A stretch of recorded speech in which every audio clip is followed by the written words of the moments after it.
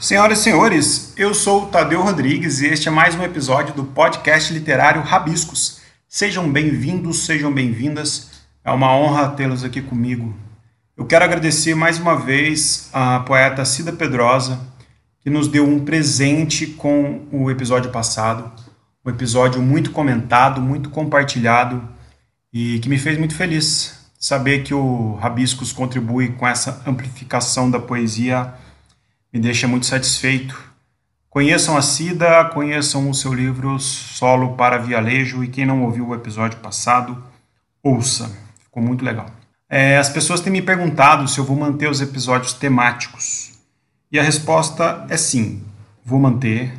Vou intercalar episódios sobre livros e episódios sobre temas. Tem funcionado e tem me deixado bem contente também. E com um retorno bem diferente, com acesso a pessoas que não ouviam Rabiscos, se interessando pelos temas. Então a gente vai manter também esse papo. Eu acho que só tem a somar e a enriquecer o podcast. Bom, o papo de hoje foi muito diferente. Eu falei com o Gustavo Bonafé, que é um jovem escritor que tem uma experiência de vida curiosa. Ele é militante, ele é engajado em causas sociais. E ele conta em seu livro Através do Norte, seu único livro até o momento, publicou esses dias, ele conta como construiu grandes reflexões dentro de si e como pôde compartilhar suas experiências, trazendo, por exemplo, ao interior de Minas, aqui para a nossa cidade de Poços de Caldas, uma vivência que ele teve na Mongólia, os experimentos que sentiu enquanto voluntário e enquanto ser humano. Gustavo também foi vereador em Poços de Caldas no pleito passado e hoje ele busca ajudar a comunidade de outras formas, como a gente vai ver aí no papo. Bom, informações sobre ele, sobre o livro, sobre como contribuir com os inúmeros projetos que ele faz, é só acessar gustavobonafé.com.br. Conheça o trabalho do Gustavo, que vale muito a pena. Esse episódio foi gravado dia 17 de janeiro. Foi o dia que tivemos a aprovação da vacina contra o coronavírus. Então, que esse episódio chegue aos ouvidos de todos em um tom de esperança. As vacinas começam a ser aplicadas aí em vários estados. Vamos resistindo e vamos lutando. Quero destacar aqui o podcast Página 5, do Rodrigo Casari, um podcast parceiro que sempre leva também boa análise do Rodrigo, bom envolvimento literário. E quero também indicar o Clube de Leitura Brasileira Contemporânea do Humberto, do canal Primeira Prateleira. Só procurar lá no canal, é um clube muito bom, onde uma vez por mês é discutido um livro de autor ou autora contemporânea. É isso, o episódio é editado por mim, gravei na plataforma Zoom. Perdoem as eventuais falhas, mas eu sigo lutando para deixar um episódio limpo e completamente audível. Cara, finalmente você aqui no Rabiscos com a gente. Já tenho falado do anseio de ter você, de bater esse papo aqui contigo. A gente fez uma live incrível esses dias. Você fez uma live muito legal com a Jéssica também, que foi nossa apresentadora aqui por 2 anos. Seja bem-vindo ao Rabiscos. Satisfação tê-lo aqui. Nossa, a satisfação é toda minha. Estou super feliz de participar. Virei fã do podcast, parabéns pelo trabalho. Todo dia escuto um pouquinho, até para tirar o atraso. Então, tem programa pra caramba, né? Tava pensando aqui, eu falei, eu tinha um grande sonho de ir para o Jô Soares, não deu tempo. Mas eu me sinto muito feliz de estar no Rabiscos. Aí, ó, dadas as proporções, o podcast literário tem as suas peculiaridades. Sim, mas estou muito feliz e agradeço já de antemão, não só pela oportunidade, mas porque eu tenho aprendido muito com cada episódio que eu escuto. Tem me ajudado a me aprofundar no universo literário de uma maneira que eu não imaginava que fosse possível. Então o trabalho de vocês tem possibilitado isso aí.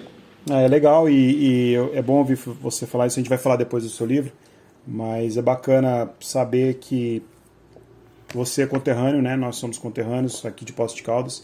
Saber que a literatura contemporânea está sendo movimentada também por por tantos prismas, por tantas áreas. Então isso é muito legal. Cara, você é muito novo, você já foi vereador da nossa cidade, um excelente vereador de passagem, você é um cara muito envolvido em projetos sociais e você me apresenta, nesse ano pandêmico, um livro autobiográfico, de certa forma. De certa forma não, autobiográfico sim. Como que foi, assim, tão novo, já contar as suas memórias? Para mim foi uma surpresa, né? Uma surpresa dele ter saído em 2020 o livro. Eu sempre tive a vontade de escrever, já tinha iniciado a escrita de várias obras, né? Até na introdução do livro eu falo, esse aqui é o meu 6º livro, né? Só que é o primeiro publicado. E para mim foi uma surpresa muito boa, assim, de ter me reconectado com a escrita nesse ano de 2020 que passou e ter conseguido resgatar histórias da minha vida.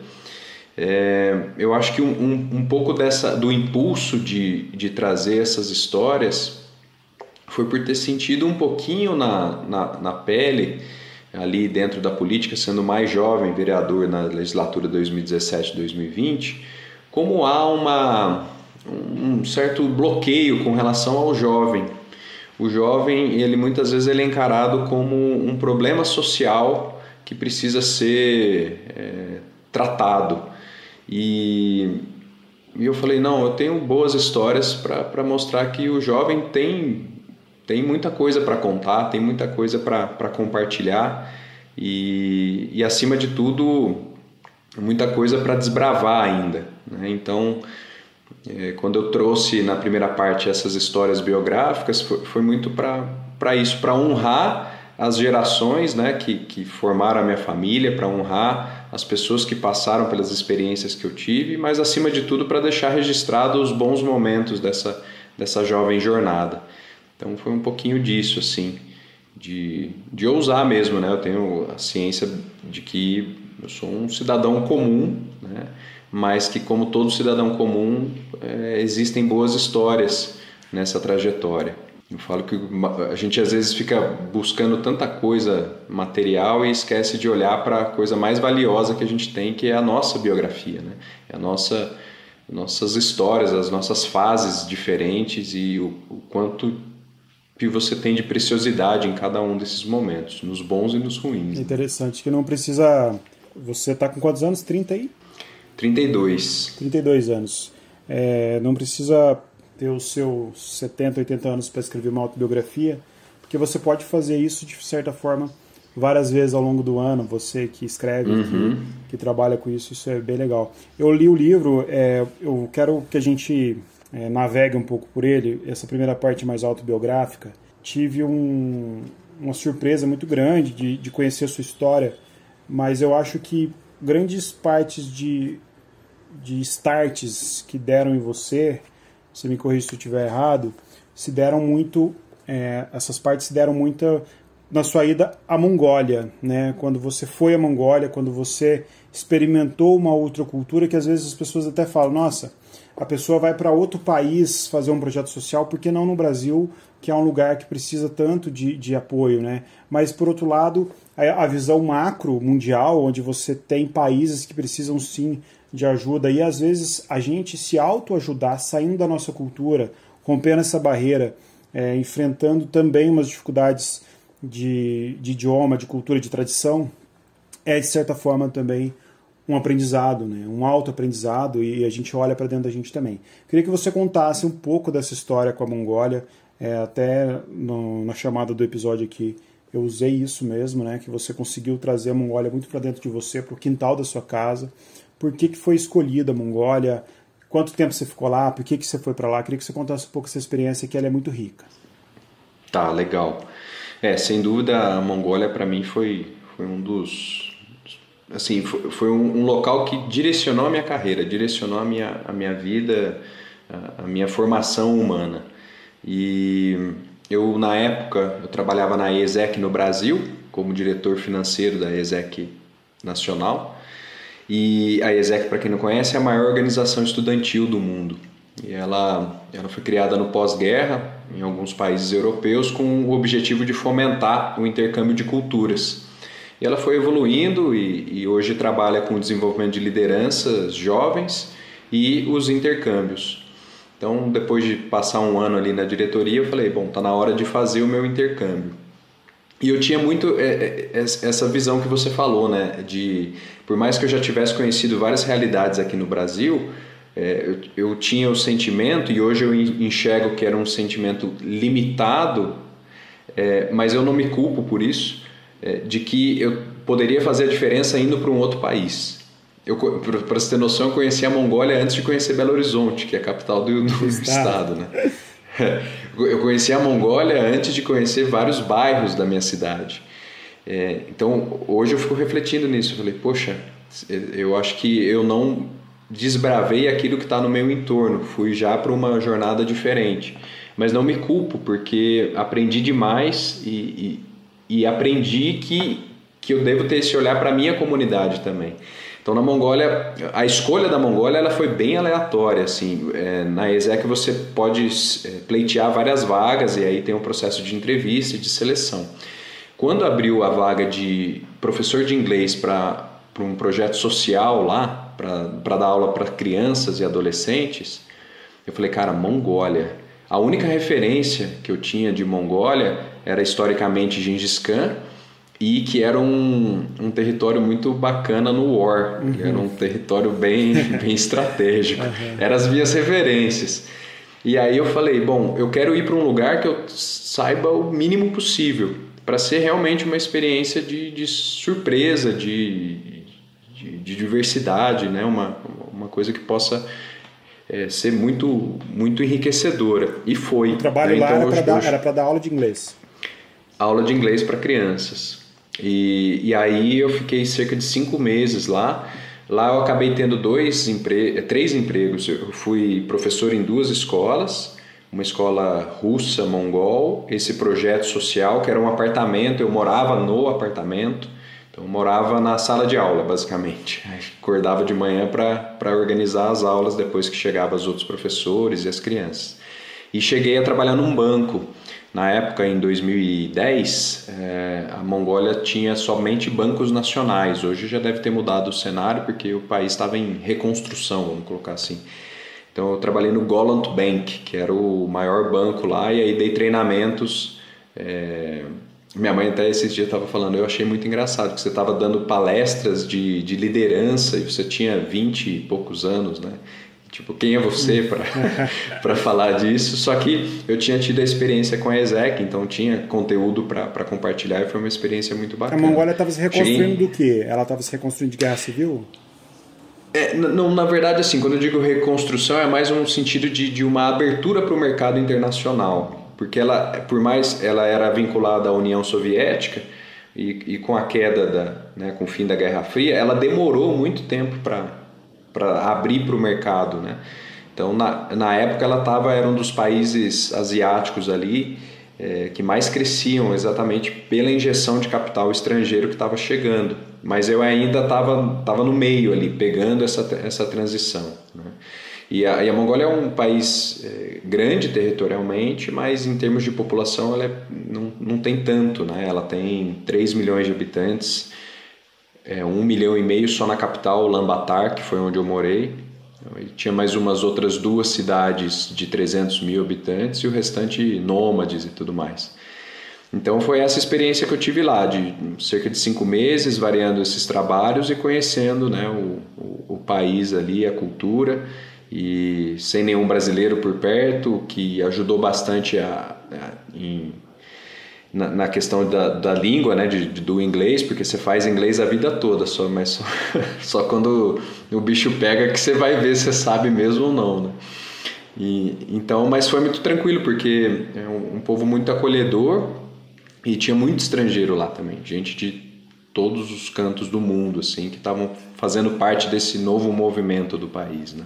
E você passou, quando você entra na Mongólia, quando você sai da Mongólia, o que aconteceu lá que foi te modificando, que foi te mostrando o que fazer após, porque você estava nesse curso, no ESEC, né, trabalhando já com esse tipo de intercâmbio, com esse tipo de troca, mas você vai, experimenta e volta. No livro você conta bem, assim, você detalha um pouco essa volta e os começos dos seus projetos.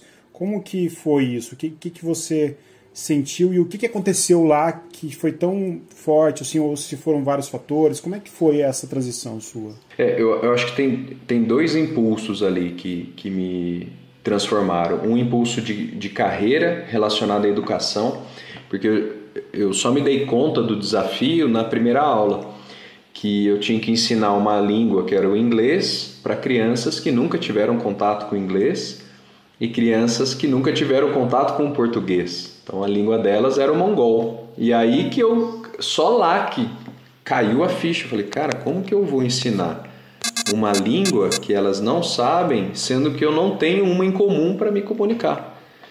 Então, né, aí eu falei, caramba, e agora? Isso a aula já rolando, né? E foi muito interessante, porque eu fiquei meio que travado, as crianças olhando para mim, e eu falei, cara, como que eu começo? Eu tinha chegado no sábado e a aula já era segunda-feira de manhã. Então, eu praticamente, até então, eu tive convívio com o pessoal da ESEC de lá, que eram americanos, uma inglesa e um da República Tcheca. Então, a língua do mongol eu mal sabia falar oi, tudo bem, né? E aí uma das crianças veio, tocou em mim assim e saiu correndo. E aí as crianças espalharam pela sala. E aí foi muito louco, porque eu entendi que ela estava brincando de pega-pega. E aí veio logo a sacada, caramba, eu tenho uma língua em comum. Eu tenho a brincadeira, né, para poder desenvolver algo. E aí na hora eu já fui, toquei num objeto, falei o objeto, as crianças pegaram, repetiram em inglês. E aí a gente foi brincando. Então a primeira aula foi um pega-pega. E aí toda essa vivência de trabalhar com o lúdico, com o criativo, com a arte, me trouxe uma outra visão de educação, me trouxe uma outra visão sobre o papel do professor. Valorizei ainda mais, né, todos os mestres que eu tive ao longo da vida. E a minha carreira acabou seguindo para essa linha de desenvolvimento humano, aplicada para o universo empresarial, mas sempre navegando pelo social, pelo público. Então, hoje eu me defino um empreendedor social muito por essa experiência. Então, esse foi o primeiro impulso. E o segundo impulso foi com relação à visão da humanidade mesmo. Então, lá, um dos capítulos do livro, eu cito a primeira vez que eu vi alguém passando fome, em que eu saía no final de semana para tirar foto e saía andando sem rumo definido, e no meio de algumas construções, era um sábado, não tinha movimento, mas eu escutei batidas, fui chegando perto e vi um homem, deveria ser um pouco mais velho do que eu, quebrando um crânio e pegando a carne que estava ali dentro e comendo aquilo. E quando ele me viu, ele saiu correndo.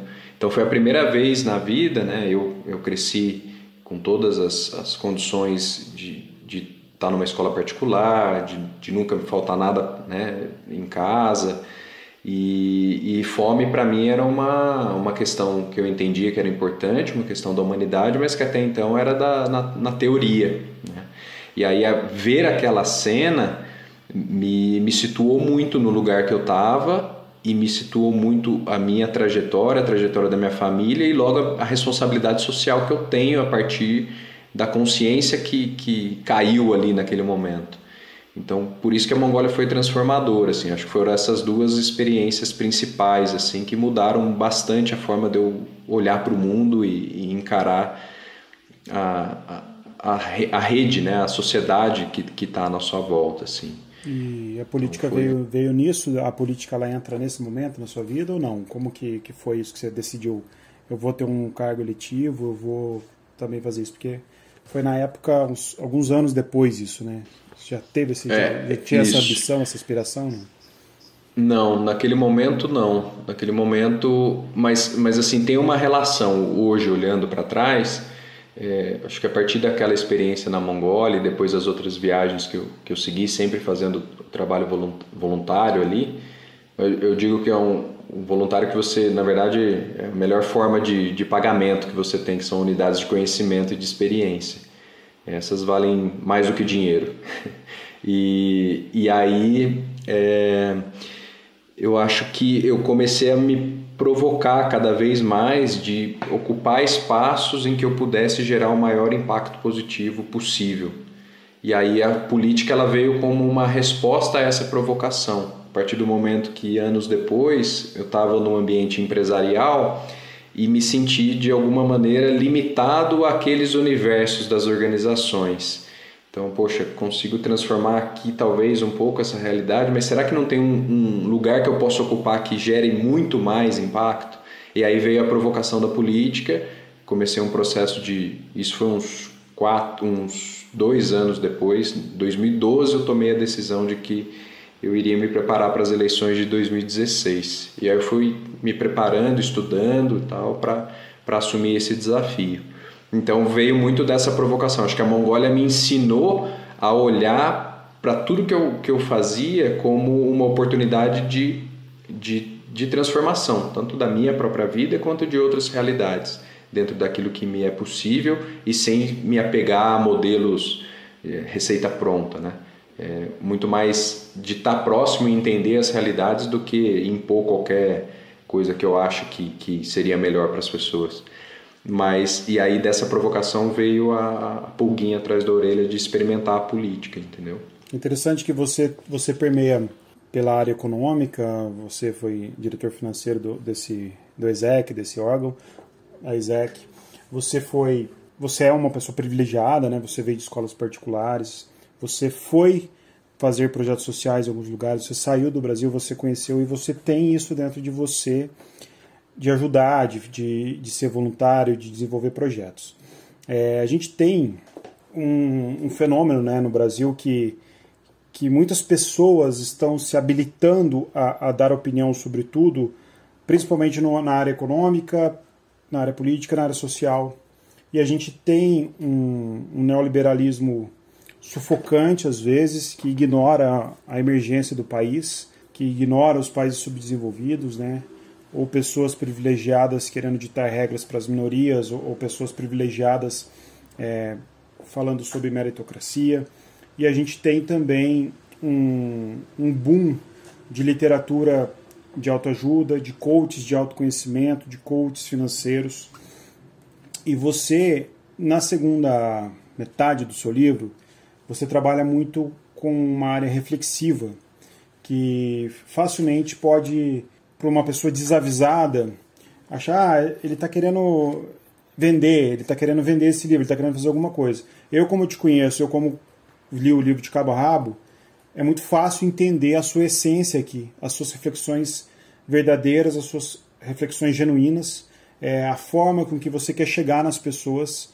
Eu te conheço, eu te admiro, o que tornou a leitura mais fácil para mim. E eu sei que esse livro pode chegar em pessoas que nunca ouviram falar de você, que, enfim, querem talvez te conhecer ou querem talvez encontrar algumas respostas. As pessoas têm tido uma ânsia muito grande pelas respostas. Você, sendo essa figura que foi para a política, não foi de forma aventureira, você foi de forma consciente, preparada, 4 anos preparando. Hoje você não se candidatou novamente ao pleito. Você faz reflexões aos 32 anos de idade, dentro de tudo que você viveu. Como que você se enxerga nesse cenário? Porque você usa da tecnologia, você usa da internet também, e a gente tem um boom de pessoas querendo aproveitar das fragilidades humanas para conseguir likes, seguidores, status. Acredito que você deve ter alguns conflitos pessoais, eu acho que a gente nunca conversou sobre isso, mas eu queria que você me respondesse isso, porque é muito genuíno o que você faz, é muito verdadeiro o que você faz. Mas quais foram os conflitos que você entendeu, se é que você entendeu os conflitos com os dias de hoje? É bastante coisa assim para refletir, mas faz todo sentido. A gente vive um momento de muita fragilidade humana em todos os sentidos, né?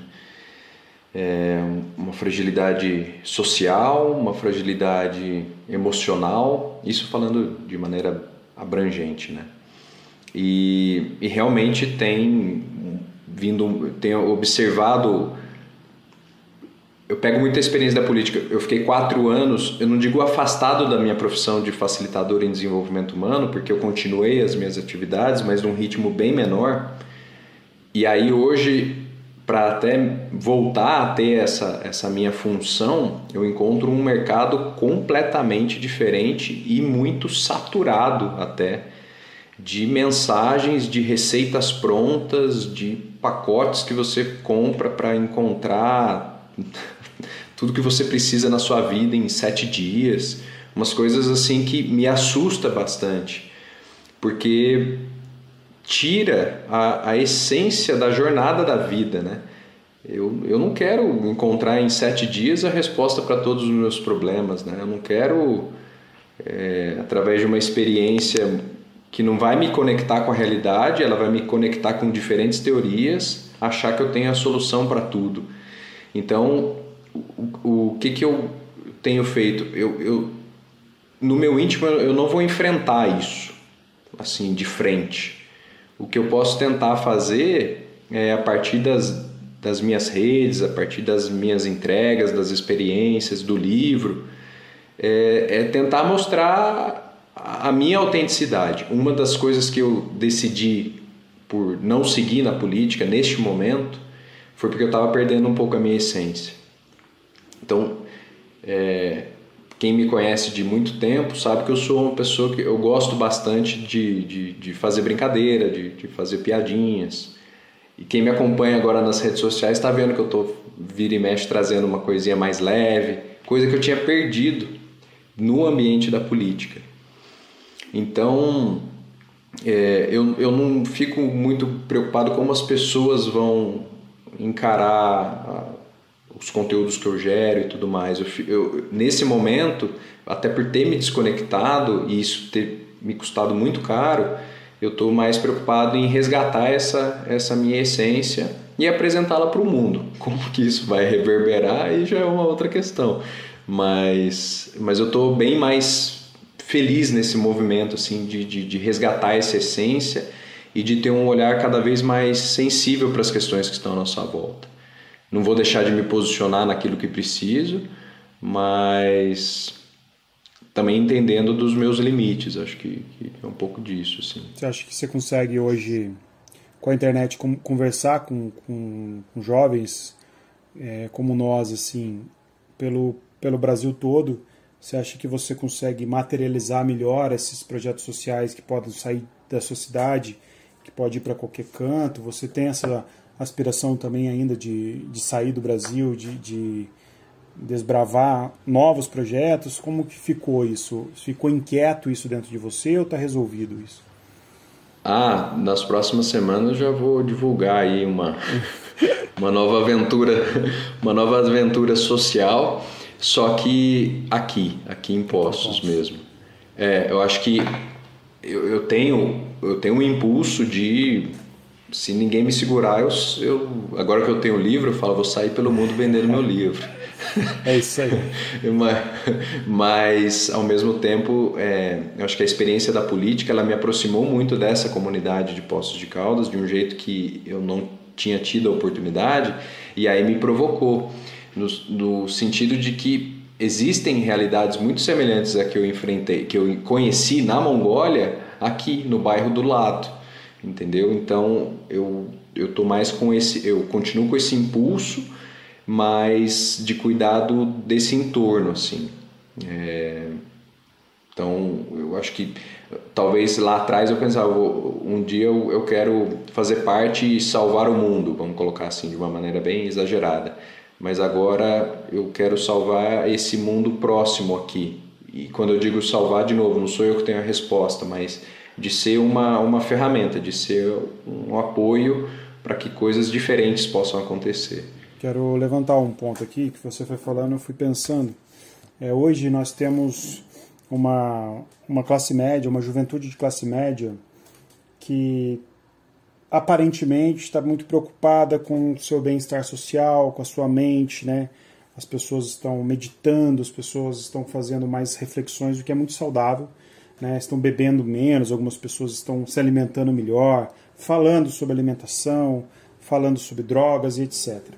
Só que, por outro lado, a gente tem um Estado capenga que precisa muito do pensamento coletivo. E eu acredito que quando você vê de perto tantos discursos individualistas, né, receitas para ser feliz, a autoconsciência, a gente acaba tolhindo um pouco a simpatia que a gente pode ter, a empatia que a gente pode ter com os problemas do outro. E a gente tem um estado complicado, a gente viu agora o que está acontecendo no Amazonas, né, a falta de cilindro, quando você vê artistas se mobilizando, usando o dinheiro próprio, usando a influência para comprar cilindros quando era para ser uma obrigação do Estado. E você tem jovens que acabam se preocupando muito com a aparência e com a autoafirmação, e a gente tem jovens que acabam se perdendo e achando que todos os problemas sociais não são problemas sociais da sociedade, é sempre problema do outro, nunca problema meu. Você tem conversado com os jovens, você tem sentido algum tipo de anseio, algum tipo de apelo que possa fortalecer o seu discurso e a sua ideologia? Assim, o que eu tenho sentido dos jovens é que há uma necessidade de ouvir boas histórias e contar as suas próprias histórias, assim. De novo, acho que o jovem, olhando novamente para essa experiência que eu tive com o Estado, no sentido municipal, mas é o Estado ali presente, né? O governo presente. Em todos os diálogos que a gente teve com relação aos técnicos, aos especialistas das políticas públicas sobre jovens, é sempre essa galera querendo trazer a solução para o jovem sem nem ao menos ter escutado ele. Então eu vejo que a gente precisa mudar essa chave assim e dar espaço para essa galera construir junto. Então, e não tentar... Porque se tá dando um boom aqui de pensamentos, é mais ou menos assim, a gente tem depositado muita energia no pensar e de somar informação e querer dar resposta para tudo, a todo momento, e a gente está deixando de sentir e deixando de agir, no sentido de você se conectar com essas diferentes realidades e participar do fluxo como mais um para a construção de algo que faça sentido para todos ali. E aí eu acho que a questão do jovem é um pouco disso, eles também têm sentido isso, de que chegam respostas prontas para eles a todo momento e pouca energia e pouca abertura para que eles possam também oferecer algum conteúdo. Então fica meio que duas forças diferentes ali que não se conversam, e isso vai aumentando a nossa polaridade social, que não é só uma polarização que vai na política. A gente tem uma polarização que vem do dia a dia mesmo, né? Dessas diferentes gerações irem se afastando umas das outras e uma começar a colocar culpa no outro, assim, sem criar um caminho do meio, né? Em que a gente possa dialogar de maneira madura, de maneira receptiva. Então eu percebo muito isso, assim. Eu aprendi muito a ouvir, então eu procuro falar pouco quando eu estou em contato com eles. Eu faço algumas perguntas e tento ver o que sai. E geralmente sai coisa muito bacana, assim, mas que estava represada ali dentro, sabe? Então eu vejo que esse é o desafio, de dar espaço para essa juventude e lógico, aos poucos, ir ajustando essa relação. Não é só chegar a dar espaço e deixar fazer tudo, não. Vamos conversar, vamos construir junto aí e resgatar essa sensibilidade social que a gente vem perdendo, né? Porque eu acho que a diversidade é bem... e encaixa o que você disse, a diversidade ela fortalece muito. E por mais que alguns jovens, né, de classe média, que têm tido oportunidade na vida, tomam frente, vão aí se interessando pelo social, o que eu acho muito válido, muito digno, a gente deve acentuar muito os jovens das periferias, porque a diversidade periférica, eu falo principalmente no setor artístico, no setor de esporte, como você tem, quando você potencializa essas crianças, esses adolescentes, esses jovens, que têm muito pouco a ser escutado, tem muito a dizer, falam, tem muita voz, mas pouca disposição de ouvido, né? É tudo mais difícil, é tudo mais doloroso. Quando você potencializa, quando você coloca o holofote sobre essas pessoas, você tem uma história fantástica a ser contada, né? Eu assisti o documentário do Emicida, Amarelo, da produção do Amarelo, que ele conta a história da escravidão toda no Brasil, com a produção do seu álbum, com as composições, e eu fiquei pensando muito nisso, assim, quão difícil é para as pessoas, para nós, né, privilegiados, abrirmos mãos de algumas coisas em prol de uma pessoa que não é privilegiada. Aonde que está a nossa posição, onde que está isso, né? E quando você fala, quando você reflete, que eu acho muito interessante, que eu tenho uma similaridade com você nas reflexões, né? Você fala do seu avô Edmundo, você fala do Thomas, né? Que é o seu amigo, você fala da sua gata no livro, e isso, a Mia, né? É Mia, né? A gata é Maia. A Maia, e você tem esse trazer de sensibilidade para dentro, que eu tenho também, mas não é todo mundo que tem, e geralmente quem não é sensível não entende muito a sensibilidade alheia, mas eu acho que a potência disso que você está falando, ela está muito ligada à igualdade de fala, a igualdade de fala a todos, né? Eu falo aqui que no Rabiscos eu ouço, eu adoro ouvir pessoas, né? Eu sou um privilegiado por trabalhar com isso também, tanto na minha profissão como advogado, que eu ouço pessoas, e aqui também eu ouço pessoas, e eu sempre aprendo e eu sempre quero entender como sair daqui melhor. E o seu livro, Gustavo, e você falando também, é para mim o sinônimo de esperança. Eu vejo isso como uma forma de esperança.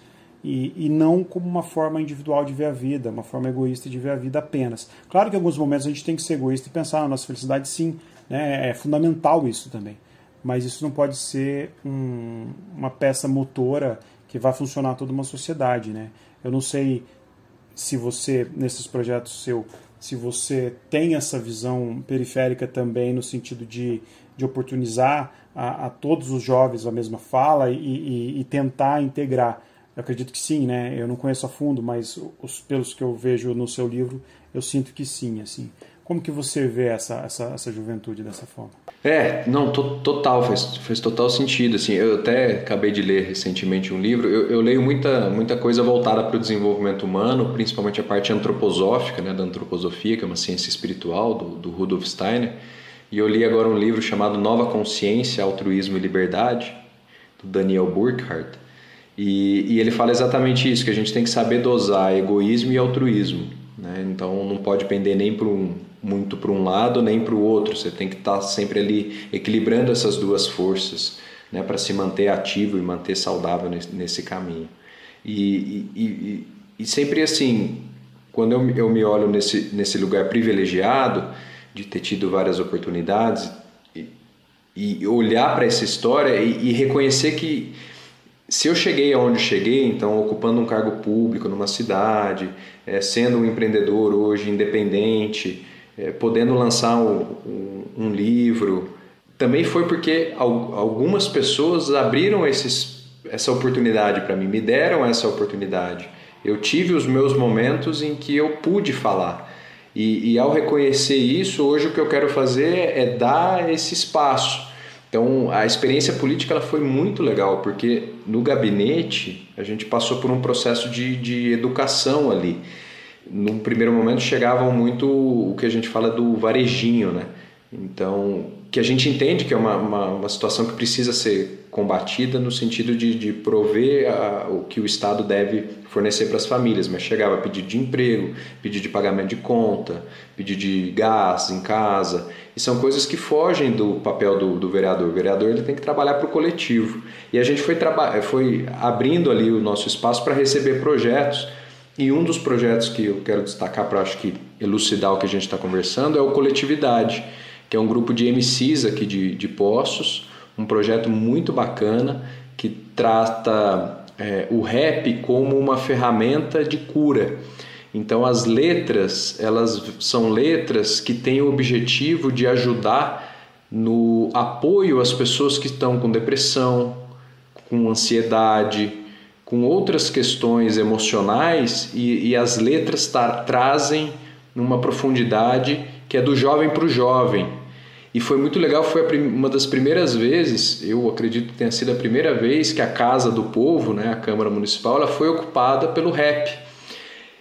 E aí eles me agradeceram, eu falei, cara, eu não fiz absolutamente nada, eu só facilitei aqui dentro da minha função o espaço para vocês ocuparem. E foi muito legal, porque foi uma noite em que a gente teve rap, teve teatro, teve dança, teve uma palestra para falar sobre depressão, ansiedade na juventude.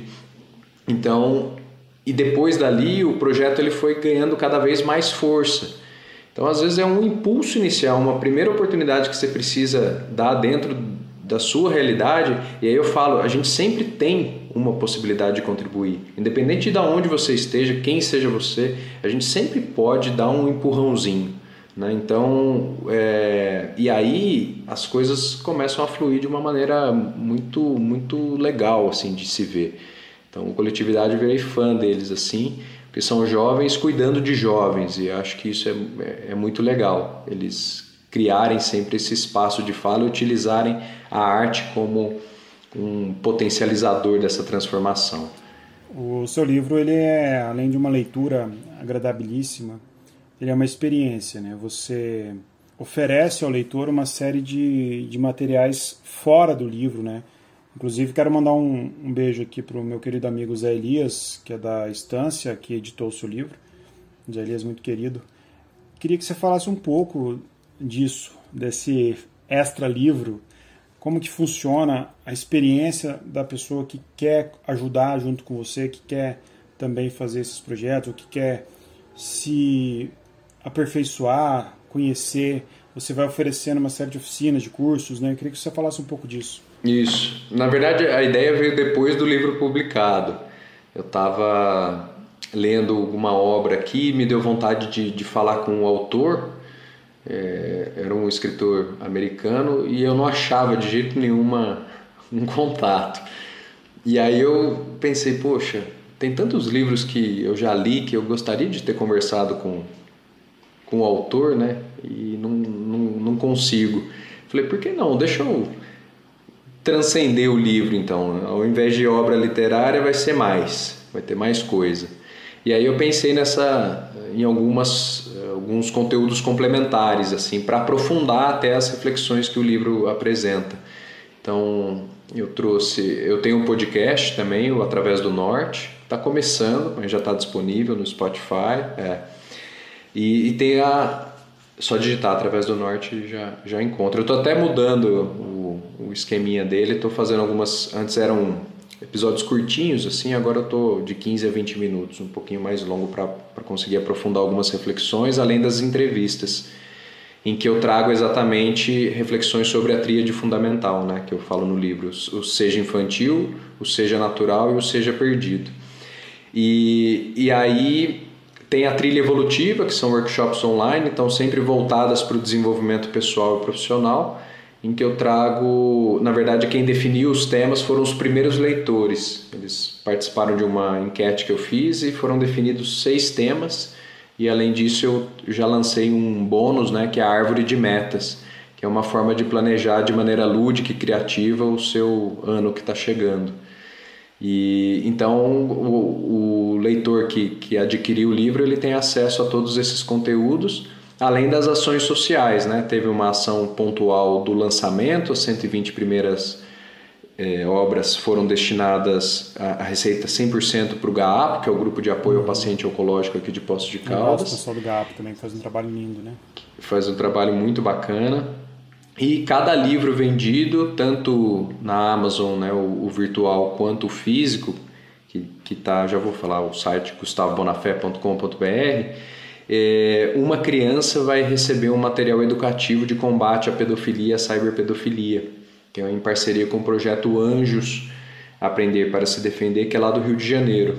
Então, da Maura de Oliveira, que foi uma pessoa que passou por abuso dos 6 aos 16 anos de idade e que hoje trabalha no enfrentamento dessas questões tão delicadas na nossa sociedade. Então, cada livro que é comprado de Através do Norte, eu destino um livrinho educativo para uma criança das escolas aqui de Poços. Então, a escola, na verdade, ela recebe os livrinhos, recebe palestra para os pais, professores e para as crianças também. Então, são alguns dos complementares aí do Através do Norte. Que legal, cara. Esse livro de fato uma experiência, que é no finalzinho do livro que você faz um pós-fácil para sua avó. Que ele é muito emblemático, ele fecha o livro de um jeito muito emocionante. Queria que você contasse um pouco disso. Eu tinha uma ligação muito forte com a minha avó Alzira. Ela sempre foi minha companheira, assim, ela morava na praia depois que meu avô faleceu, né? Ela mudou de Mogi das Cruzes para Caraguatatuba, lá na casinha dela, e toda vez que eu precisava tomar uma decisão importante, eu ia para lá.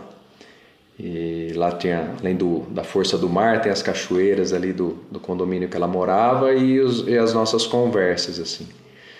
E ela foi uma educadora, uma professora de geografia e história lá em Mogi das Cruzes, então tinha muita história para contar, muita coisa boa para compartilhar, e eu gostava muito da companhia dela.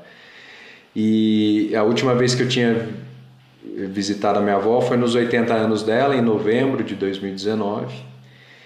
E aí depois veio 2020, toda a situação de pandemia. Tive várias oportunidades de ir visitá-la, mas como representante público não me sentia à vontade de sair do município naquele momento. E fui postergando, e infelizmente ela veio a falecer vítima do Covid. Isso foi em setembro de 2020. E aí o pós-fácil, que na verdade o livro eu estava esperando um prefácio. O livro tem 2 prefácios, eu estava esperando o último para poder enviar para a gráfica. E ele chegou no dia 8. E aí, quando minha avó faleceu, eu soube de madrugada. Na verdade, a Maia, minha gatinha, me acordou 4 horas da manhã. Foi a primeira noite, depois de uma semana mais ou menos, que eu dormi com o celular no silencioso, porque a última notícia que a gente tinha tido é que ela estava bem. Então ela tinha conversado com a minha tia por celular, já estava lúcida e estava se recuperando. Então eu falei, bom, hoje vai dar para dormir tranquilo. Só que não... Aí a Maia miando, aí eu acordei, fui ver a hora, quando vê 32 chamadas não atendidas. Aí já sabia, né? Acordei assim, liguei para meus pais, eles já estavam na estrada, e aí na hora eu escrevi o texto. Então, recebeu a notícia e já pegou e já foi escrever. Eu recebi, já peguei o celular, já comecei a escrever, e foi a única coisa que eu escrevi no celular, porque o resto foi tudo no computador. E é interessante assim esse processo, porque muita gente manda mensagem falando, nossa, o pós-fácil me derrubou aqui, chorei muito. E eu falei, cara, olha que interessante, é como se fosse uma transmissão do que eu senti, né? Porque eu escrevi sem enxergar direito o que eu estava escrevendo, porque eu estava meio chorando, né? E ainda processando a perda dela. E aí depois foi uma das partes que o pessoal mais dá destaque, assim. Eu acho que ele fecha o livro de um jeito muito incrível, porque chama Através do Norte, ele tem em caso o pessoal está só ouvindo, mas ele tem um guia, né, de uma roda dos ventos, né? Que simboliza aqui as direções, e você termina desse jeito, né? Você termina com um livro muito emocional e muito bonito nesse sentido. Cara, a gente está chegando aos 50 minutos de conversa. A gente tem um quadro aqui, partindo para a reta final do programa, chamado Na Sua Estante, que é um quadro que a gente pergunta para o nosso convidado, para a pessoa que está batendo papo, algum livro que queira indicar, algum livro que marque, algum livro que esteja lendo no momento. Aí é à vontade, mas é um quadro muito querido, as pessoas usam muito esse quadro como referência para comprar seus livros. Queria que você falasse um pouco da sua experiência. Não, legal. Nossa, que emoção participar desse Não, acho que tem 4 livros para eu falar.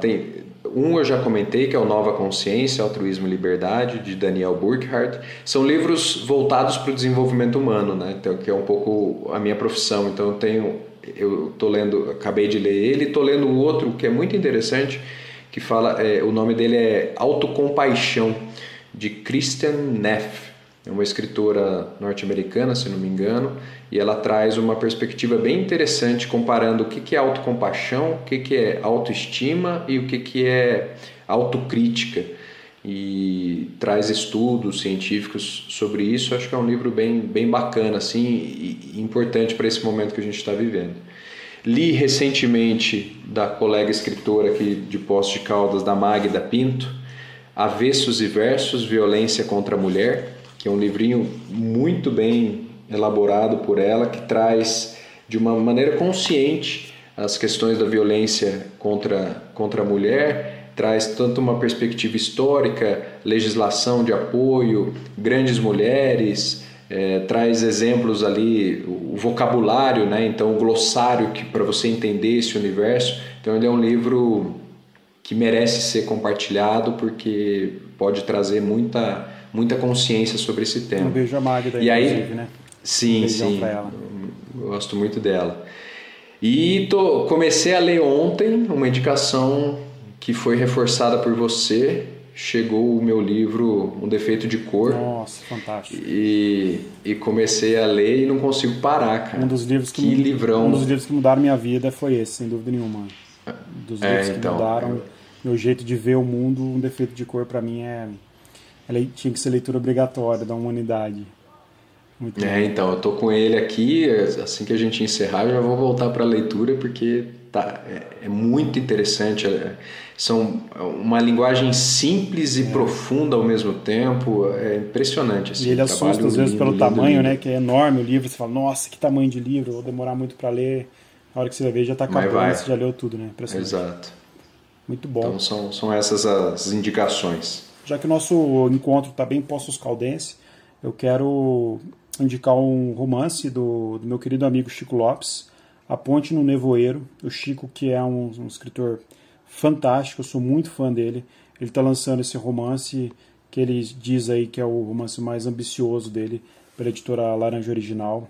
É um puta livro mesmo. Eu vou fazer uma mediação com o Chico em fevereiro, acho que 4 de fevereiro, depois eu vou divulgar também, para a gente falar um pouco sobre esse livro. Então fica a minha dica, A Ponte no Nevoeiro, procurem. Gustavo, que delícia de papo, meu amigo. Obrigado pela sua disponibilidade. Pessoal de casa, a gente está gravando domingo à noite, são quase 9 horas da noite, domingão. Gustavo sempre prestativo aí, sempre que a gente falou de gravar, ele sempre disponível. Obrigado pelo papo, adorei, Gustavo, mesmo, de coração. A casa é sua. Imagina, eu que agradeço, espero que a gente tenha novas oportunidades, sou fã do seu trabalho, parabéns por toda a história do Rabiscos, porque ele tem feito a diferença na minha vida mesmo. Eu não estou falando isso só porque eu estou aqui não, e porque eu quero voltar, mas porque realmente tem me trazido referências e reflexões que têm sido fundamentais para esse meu momento. Obrigado mesmo. Valeu. Pessoal de casa, obrigado. Todo mundo que está ouvindo. Reclamações, dúvidas, sugestões, podcastrabiscos@gmail.com ou pelo Instagram também, podcast Rabiscos, ou o meu pessoal, Tadeu F. Rodrigues. A gente bate papo, a gente ouve sugestões e a gente tenta atender todo mundo, as editoras também que nos mandam livros. Muito obrigado a todos, o pessoal que sempre encaminha livros para a gente. Às vezes não dá para ler todos, não dá para ler tudo de maneira muito célere, mas a gente sempre recebe com carinho. E obrigado a todos, bom dia, boa tarde e boa noite.